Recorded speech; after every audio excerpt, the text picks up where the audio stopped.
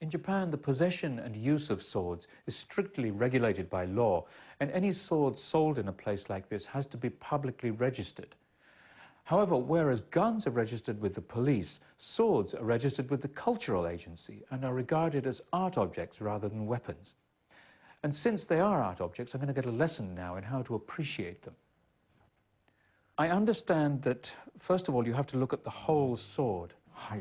Yes, you hold the sword straight up like this and you examine its curvature and its overall appearance.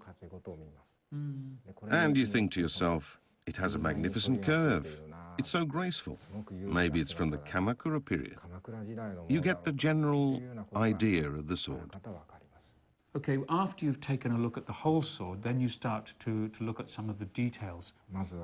Now you look closely at the surface steel.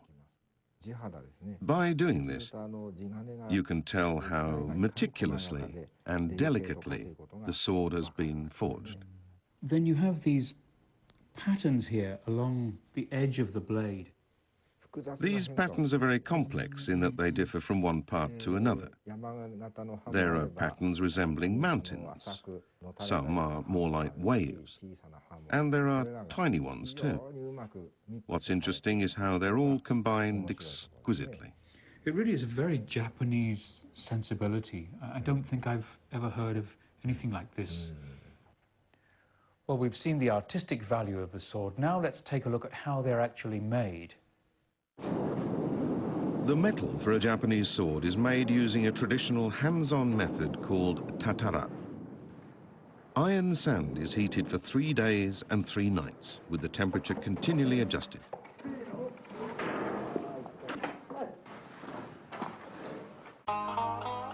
The product of this heating is called tamahagane. It is put in a furnace and heated at approximately 1,500 degrees Celsius. The tamahagane is hammered out, and then, gauging the temperature from the metal's color, the swordsmith modifies the strength of his pounding. Once it's flattened to a thickness of about 5 millimeters, it's placed in water to cool it.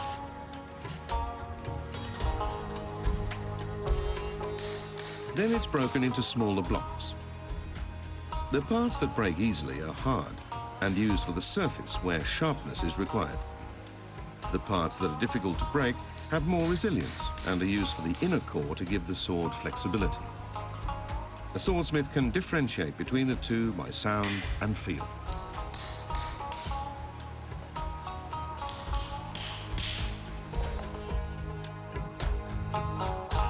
The small blocks of tamahagane are stacked so that heat will penetrate thoroughly and evenly.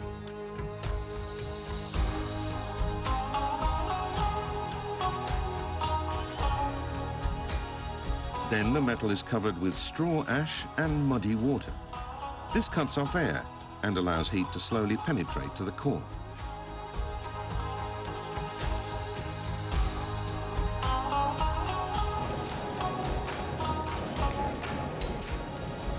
The steel is melting.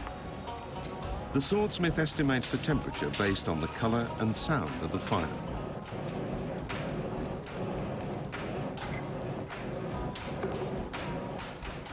The next stage is forging, where the steel is strengthened by hammering. Impurities are removed in the form of sparks, and the quality of the steel is enhanced.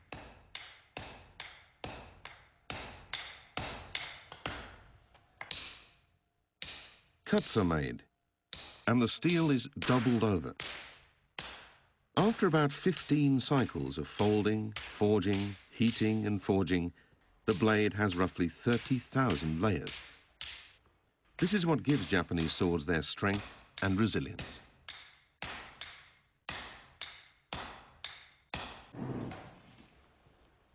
Next, the steel is lengthened with one small hammer. This determines the shape and is a process where the skill of a swordsmith is critical.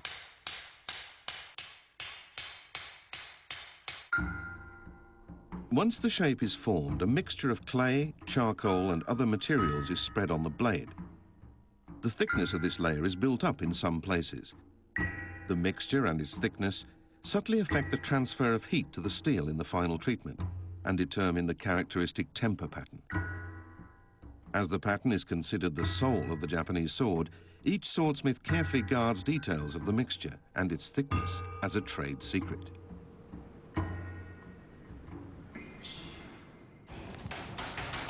The climax of sword making is the final heat treatment. The sword is heated to 800 degrees Celsius and then plunged into water to cool. This is the most intense moment for the swordsmith.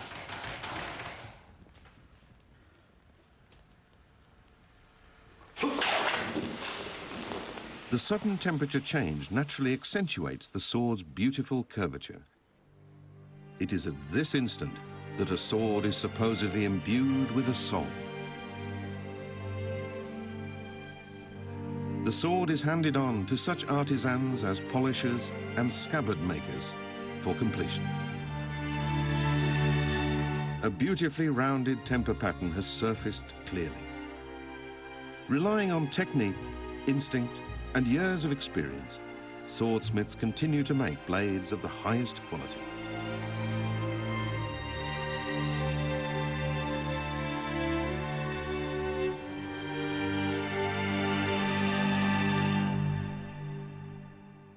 Let's take a look at some of the artistic details of the different parts of the sword. First of all, take a look at the blade here.